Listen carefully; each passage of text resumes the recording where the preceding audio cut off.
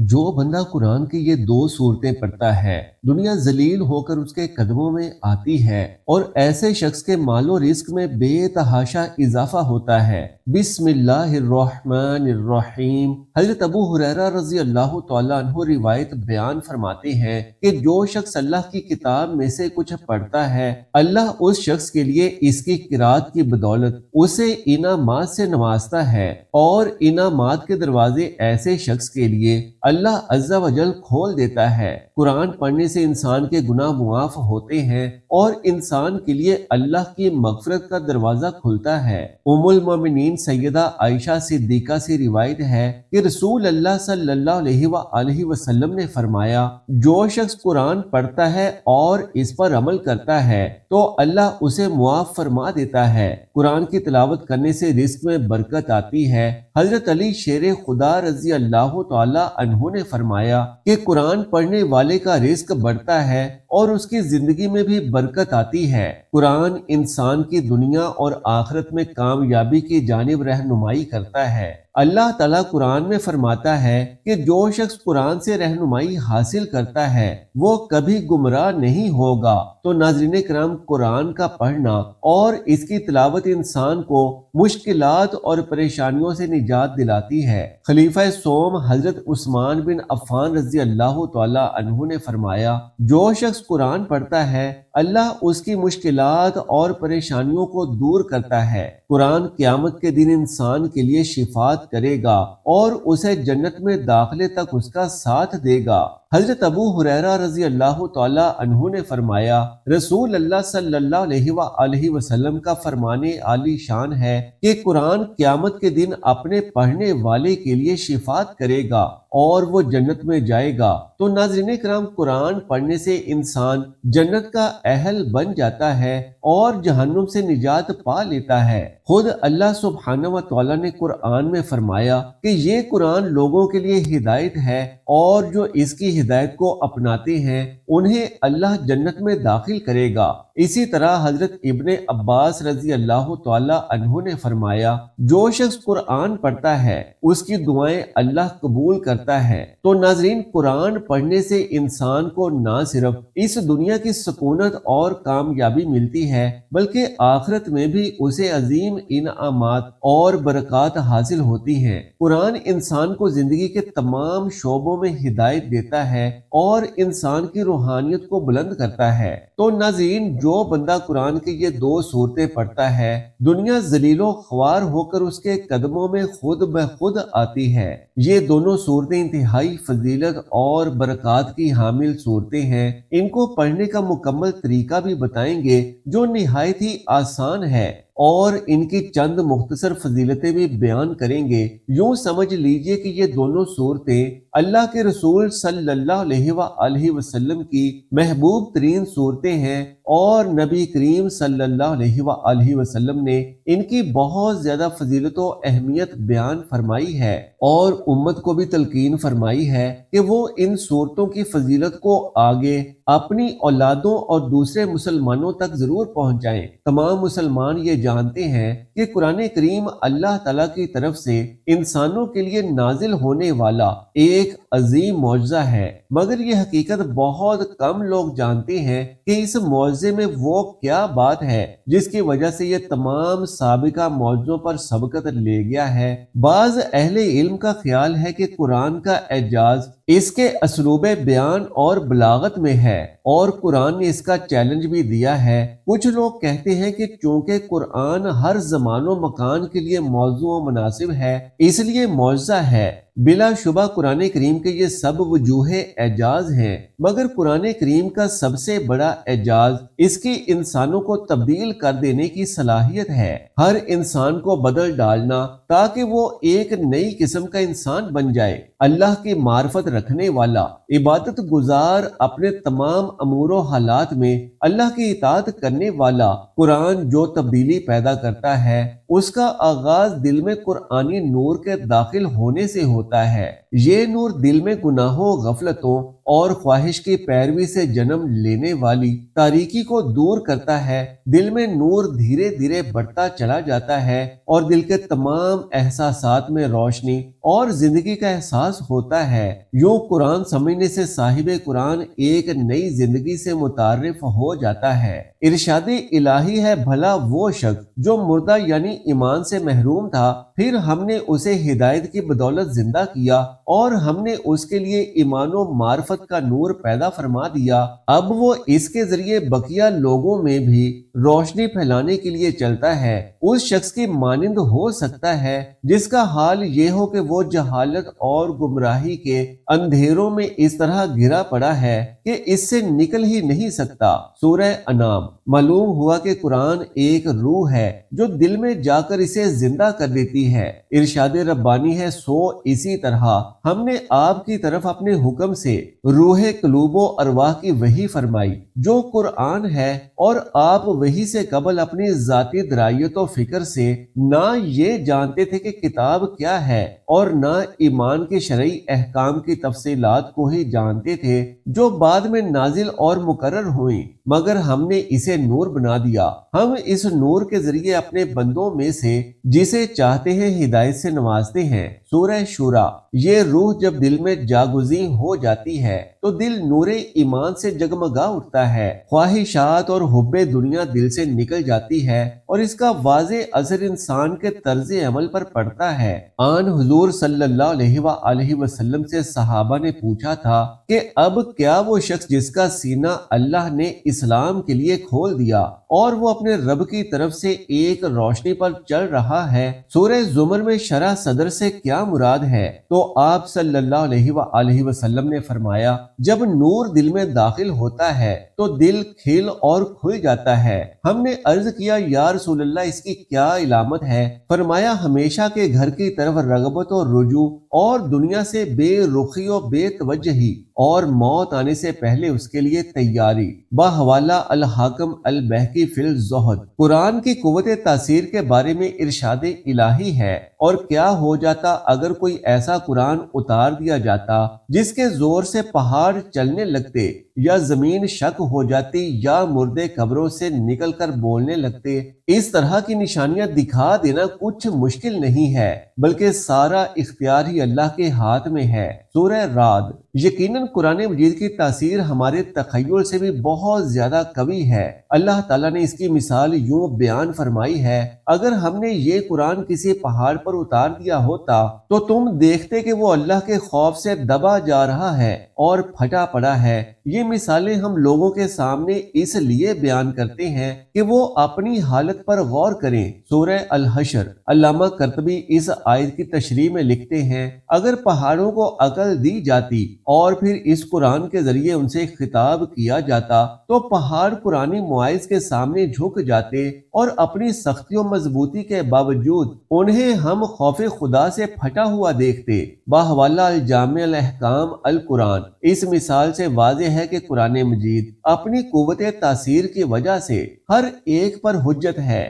لہٰذا اس شخص کا دعویٰ غلط ہے جو کہتا ہے کہ وہ قرآن سمجھنے کا اہل نہیں۔ ہر وہ شخص جو قرآن کریم کا کتاب ہدایت و شفا کے طور پر خیر مقدم کرتا ہے اور قرآن مجید کے ساتھ اس کا طرز عمل حقیقی ہوتا ہے، اس کی شخصیت میں قرآن انقلاب پیدا کر دیتا ہے اور اسے ایک نئے سانچے میں ڈھال دیتا ہے۔ قرآنی تبدیلی کا نمونہ صحابہ کرام رضوان اللہ تعالی ہیں۔ وہ اسلام سے پہلے جاہلیت کی انتہا پر تھے، مگر تعلیمات قرآنی سے آراستہ پیراستہ ہوئے تو ایسے انسان تھے جن پر انسانیت آج تک فخر کرتی ہے۔ اس کتاب عظیم میں انسانی زندگیوں میں انقلاب برپا کرنے کی قوت و تاثیر اور استعداد کس قدر ہے، اس کا اندازہ بھلا کون کر سکتا ہے؟ کون یہ سوچ سکتا ہے کہ ایک قوم جو صحرا میں رہتی ہو، غریب ہو، ننگے پاؤں ہو، لباس کا اہتمام نہ ہو، علم و دانش سے تہی ہو،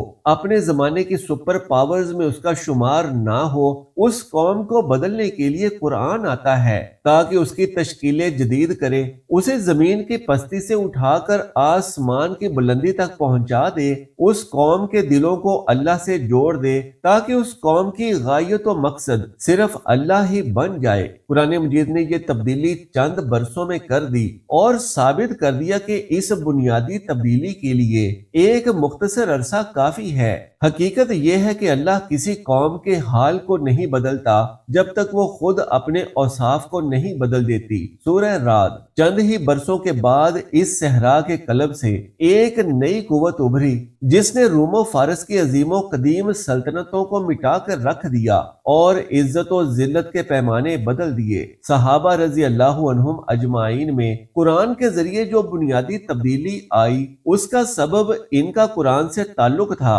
وہ قرآن کی قدر و قیمت سے آگاہ تھے اور اس کے مقصد نزول کو خوب سمجھے ہوئے تھے۔ اس سلسلے میں ان کے لیے نمونہ و اسوہ ان کے استاد و معلم رسول اللہ صلی اللہ علیہ وآلہ وسلم تھے۔ حضور صلی اللہ علیہ وآلہ وسلم کی تو زندگی کا محور ہی قرآن تھا۔ آپ صلی اللہ علیہ وآلہ وسلم کی زندگی قرآن کے رنگ میں رنگی ہوئی تھی۔ آپ صلی اللہ علیہ وآلہ وسلم ہر سورہ کو ترتیل سے پڑھا کرتے تھے۔ ایک بار آپ صلی اللہ علیہ وآلہ وسلم پوری رات اپنی نماز تہجد میں اس ایک آیت کو ہی دہراتے رہے۔ ترجمہ: اگر آپ انہیں سزا دیں تو وہ آپ کے بندے ہیں اور اگر معاف کر دیں تو آپ غالب اور دانا ہیں۔ سورہ مائدہ۔ آن حضرت صلی اللہ علیہ وآلہ وسلم قرآن کی قوت تاثیر سے کس قدر اثر لیتے تھے، اس کا کچھ اندازہ آپ صلی اللہ علیہ وآلہ وسلم کے اس ارشاد سے ہو سکتا ہے: مجھے سورہ ہود اور اس جیسی دیگر سورتوں نے وقت سے پہلے ہی بوڑھا کر دیا۔ بحوالہ الجامع الصغیر۔ آن حضرت صلی اللہ علیہ وآلہ وسلم قرآن پر عمل کرنے میں مسلمانوں کے لیے اعلیٰ و عرفہ نمونہ تھے۔ آپ صلی اللہ علیہ وآلہ وسلم قرآن پاک کے ترجمان تھے۔ حضرت عائشہ صدیقہ رضی اللہ تعالی عنہا نے بجا فرمایا تھا کہ کانا خلق القرآن، یعنی قرآن آپ صلی اللہ علیہ وآلہ وسلم کا خلق و کردار تھا۔ مسلمانوں کا فرض ہے کہ وہ کتاب کی شکل میں قرآن پڑھنے کے ساتھ رسول اللہ صلی اللہ علیہ وآلہ وسلم کی سیرت کا بھی مطالعہ کریں، اس لیے کہ آپ صلی اللہ علیہ وآلہ وسلم قرآن متحرک تھے۔ آپ صلی اللہ علیہ وآلہ وسلم کی سیرت، افعال و اقوال سب قرآن کی عملی شکل ہے۔ قرآن کریم آپ صلی اللہ علیہ وآلہ وسلم پر اترتا تھا، اس لیے سب سے پہلے آپ صلی اللہ علیہ وآلہ وسلم ہی اس پر عمل کرتے تھے۔ قوانین قرآنی کی پیروی سب سے پہلے آپ ہی فرماتے تھے۔ آپ صلی اللہ علیہ وآلہ وسلم یہ سب کچھ مجبوراً نہیں بلکہ بطیب خاطر کرتے تھے۔ قرآن کی محبت آپ صلی اللہ علیہ وآلہ وسلم کے قلب مقدس میں پیوست تھی۔ قرآن کی پیروی سے آپ صلی اللہ علیہ وآلہ وسلم کا دل دھڑکتا تھا۔ اتباع قرآن آپ صلی اللہ علیہ وآلہ وسلم کی فکر کا مرکز تھا۔ آپ صلی اللہ علیہ وآلہ وسلم قرآنی حکم کی تعمیل کے لیے بے تاب رہتے تھے۔ اس سلسلے میں اپنے تزکیہ نفس اور ہمت عالیہ کو خوب کام میں لاتے۔ صحابہ کرام رضی اللہ عنہم اجمعین قرآن شریف کو جلد از جلد پڑھ ڈالنے کو پسند نہیں فرماتے تھے۔ حضرت عائشہ رضی اللہ تعالی عنہا کو بتا دیا گیا کہ کچھ ایسے لوگ بھی ہیں کہ ان میں سے ایک رات میں 2 یا 3 بار قرآن مکمل کر لیتے ہیں۔ حضرت عائشہ نے فرمایا ان لوگوں نے پڑھا مگر نہ پڑھا۔ رسول اللہ صلی اللہ علیہ وآلہ وسلم پوری رات قیام فرماتے تھے اور اس میں البقرہ، آل عمران اور النساء جیسی صورتیں پڑھتے تھے۔ اگر اس میں خوشخبری ہوتی تو اللہ تعالیٰ سے اسے طلب کرتے۔ اگر آپ صلی اللہ علیہ وآلہ وسلم ایسی آیت پڑھتے جس میں ڈرایا گیا ہے تو اللہ سے اس کی پناہ مانگتے۔ ابن المبارک نے یہ حدیث الزہد میں بیان کی ہے۔ قرآن مجید کا مطالعہ یہ سمجھ کر کرنا چاہیے کہ یہ پڑھنے والے سے براہ راست خطاب ہے اور انسان کی دنیا و آخرت کی سعادت کی کنجی یہی کتاب ہے۔ انسان کی حالت خواہ کیسی ہی خراب کیوں نہ ہو، یہ کتاب اسے بدل سکتی ہے۔ قرآن پڑھنے والا اگر یہ شعور رکھتا ہے تو اسے قرآن مجید سے استفادے کا طریقہ بتانے کی بھی ضرورت نہیں۔ اگر ہم قرآن شریف سے واقعی فائدہ حاصل کرنا چاہتے ہیں تو قرآن مجید سے ہمارا تعلق اتنا مضبوط ہو، ہمیں اتنی دلچسپی ہو کہ یہ ہماری تمام تر توجہات کا مرکز بن جائے، ہماری اولین ترجیح یہی ہو، خواہ حالات کیسے ہی کیوں نہ ہو۔ ہم روزانہ باقاعدگی سے اس کی تلاوت کریں، ہم کتنے ہی مصروف کیوں نہ ہو، اس کے لیے ہر حال میں وقت نکالیں۔ ہم جتنا قرآن کو وقت دیں گے اتنا ہی وہ ہمیں نفع دے گا۔ جو خوش نصیب دن میں کئی بار قرآن شریف کا مطالعہ کرتا ہے وہ کامیاب و کامران ہوتا ہے۔ قرآن شریف کے ذریعے تبدیلی لانے کے لیے ضروری ہے کہ ہم اس کے مطالعے کے لیے موضوع و مناسب جگہ منتخب کریں۔ ہم ایک معزز مہمان کا استقبال جس طرح کرتے ہیں اس سے کہیں بڑھ کر اور احترام سے قرآن پاک کا خیر مقدم کریں۔ شور و شغب سے خالی پرسکون جگہ میں قرآن کریم سے ملاقات کریں، اس سے حسن فہم میں مدد ملتی ہے۔ گوشہ تنہائی میسر ہو تو از بس غنیمت ہے۔ ہم وہاں بیٹھ کر دوران مطالعہ اپنے احساسات کا بخوبی اظہار کر سکتے ہیں۔ تنہائی میں رونے، دعا کرنے اور سبحان اللہ کہنے میں خاص لطف آتا ہے۔ اسی طرح مناسب جگہ کے ساتھ ساتھ موزوں وقت کا ہونا بھی ضروری ہے۔ انسان اس وقت قرآن شریف پڑھے جب ہو چست چاقو چوبند اور جسمانی و ذہنی لحاظ سے مستعد و آمادہ ہو۔ اگر انسان تھکا ماندہ ہو، نیند آ رہی ہو، بخار یا درد ہو تو ایسی حالت میں مطالعہ قرآن نہ کرنا چاہیے۔ ہم رک رک کر ٹھہر کر قرآن گیر پڑھیں، الفاظ کی ادائیگی درست ہو، حروف و الفاظ مکمل اور درست ادا کریں۔ اس طرح تیز پڑھنا کے حروف ٹوٹ جائیں، الفاظ ادھورے رہ جائیں، حسن ترتیل کے خلاف ہے اور محض ایک بے فائدہ عمل ہے۔ ہمیں قرآن کو خوب ٹھہر کر پڑھو کے مطابق عمل کرنا چاہیے۔ ہمارا مقصد قرآن ختم کرنا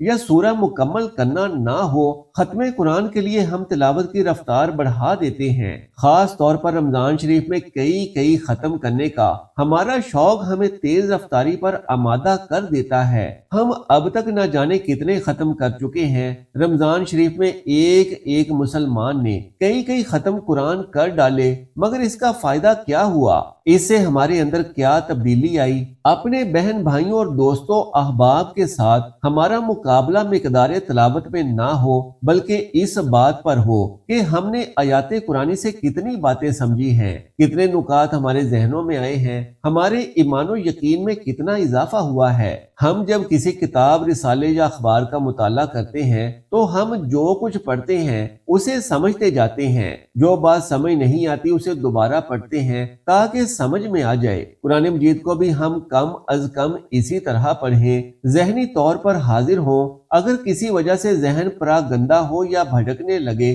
تو آیات کو دوبارہ پڑھیں۔ ہمیں پہل اس طرح مطالعہ کرنے میں دقت محسوس ہوگی کیونکہ ہم الفاظ کو معانی سے الگ کر کے پڑھنے کے عادی ہیں، لیکن مسلسل مشق سے ہماری یہ پرانی عادت جاتی رہے گی۔ قرآن مجید کے مخاطب تمام انسان ہیں، یہ ان سے براہ راست خطاب کرتا ہے۔ اس خطاب میں سوال و جواب ہیں، وعدے و وعید ہیں اور اوامر و نواہی ہیں، لہٰذا پڑھتے وقت ہمارا فرض ہے کہ ہم قرآن کے سوالوں کے جوابات دیں، اس کے احکام کے سامنے سر تسلیم خم کرتے ہوئے سبحان اللہ، الحمدللہ، اللہ اکبر اور استغفر اللہ کے کلمات حسب موقع محل ادا کریں، سجدے کی آیات پر سجدہ کریں، دعا کے بعد آمین کہیں، جہنم کا بیان پڑھیں تو آگ سے پناہ مانگیں، جنت کا تذکرہ پڑھیں تو پروردگار سے جنت کا سوال کریں۔ آن حضرت صلی اللہ علیہ وآلہ وسلم اور صحابہ کرام رضوان اللہ عنہم اجمعین کا یہی طریقہ تھا۔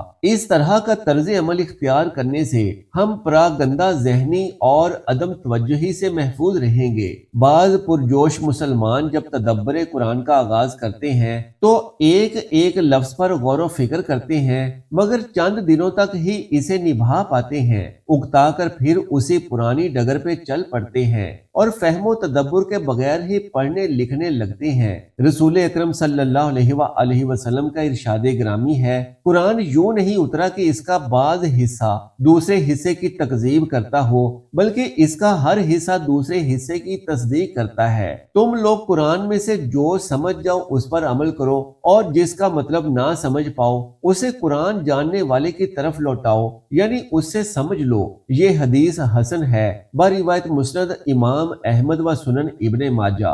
नाज़रीन किराम, दिल इंसान के अंदरूनी जज्बातों एहसासात का मरकज है।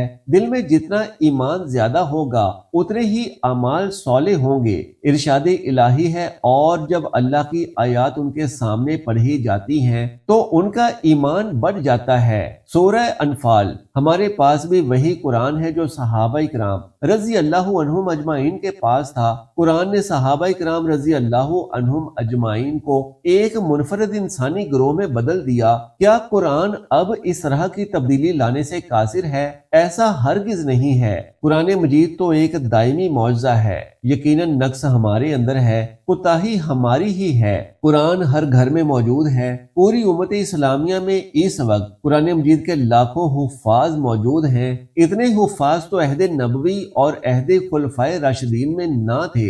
इस सब के बावजूद इस कदर एहतमाम के होते हुए भी कुरान करीम के जरिए मतलूबा तब्दीली अमल में नहीं आ रही। इसकी वजह क्या है? आज हमारी हालत वही हो चुकी है जिसकी अल्लाह के रसूल सल्लल्लाहु अलैहि वसल्लम ने पेश गोई फरमाई थी। करीब है कि कौमें तुम पर हमला करने के लिए एक दूसरे को ऐसे बुलाएं जैसे खाना खाने वाले दस्तरख्वान पर एक दूसरे को बुलाया करते हैं। एक शख्स ने अर्ज की, क्या हम उस वक्त थोड़ी तादाद में होंगे? फरमाया, नहीं, बल्कि उस वक्त तुम लोग तादाद में बहुत ज्यादा होगे, मगर सैलाब के झाग की मानिंद होगे। अल्लाह तुम्हारे दुश्मनों के दिलों में से तुम्हारा दबदबा खत्म कर देगा। दरियाफ्त किया गया, या रसूल अल्लाह, वाहन क्या चीज है? फरमाया, दुनिया की मोहब्बत और मौत से नफरत। बाहवाला अल सिलसिला सहीहा।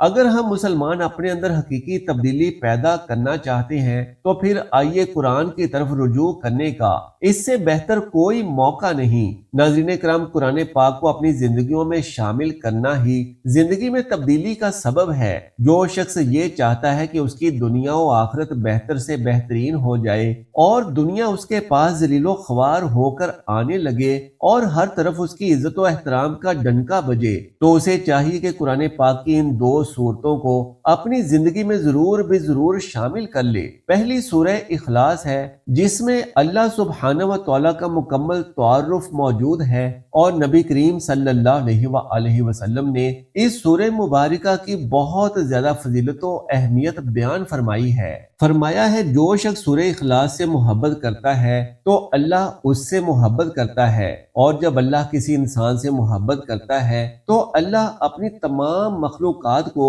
उससे मोहब्बत करने के काम पर लगा देता है। तो चलते फिरते उठते बैठते बहालत वजू या बगैर वजू के जब भी आपको याद आ जाए तो फौरन चंद मरतबा सूरह इखलास की तिलावत कर लिया करो कि ये सूरह मुबारका इंसान की पूरी जिंदगी बदल देने की सलाहियत रखती है। इसी तरह दूसरी सूरत सूरह वाक़िया है जो इंसान की जिंदगी को रिज़्क और मालो दौलत से मुज़य्यन कर देती है। जो शख्स हर रोज सूरह वाक़िया को पढ़ने का अपना मामूल बना लेता है और अपने घर वालों को भी इस सूरह मुबारका के पढ़ने की तरगीब दिलाता है तो उस पर अल्लाह सुब्हानहू व तआला रिज़्क और मालो दौलत की बारिश नाजिल फरमा देता है। सहाबा इकराम ने इन दोनों सूरतों की बार बार तलकीन फरमाई है और अपने घर वालों को इनकी तिलावत की नसीहत फरमाई है। अल्लाह तबारक व तआला से दुआ है कि नेकी की बात को सुनने समझने और इस पर अमल करने की ताकत और तौफीक मरहमत फरमाए।